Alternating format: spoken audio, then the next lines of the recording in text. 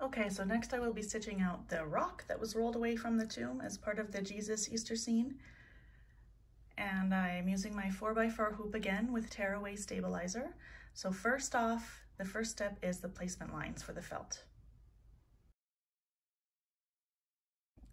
Now most likely you'll just leave your thread on black for all 3 steps unless there's a dark gray that you want to use instead, or brown to match your felt. So just now simply just place your piece of felt over those placement lines, tape it or pin it if you wish. Just make sure if you're using pins that they are well outside anywhere where the needle is going to be. And then you can go ahead and stitch number 2.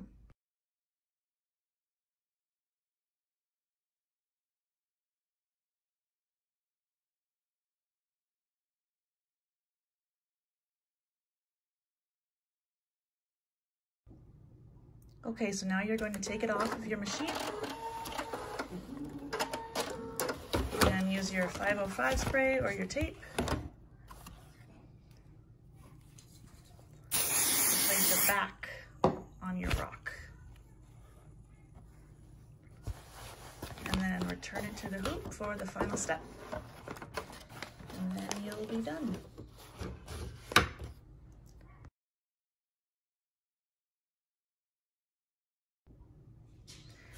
And there you have your tomb's door. So remove that from your hoop and trim any stray threads, and then trim around the outside and tear away your stabilizer. And there it is. So there's another piece of your Easter scene. Thanks so much for watching.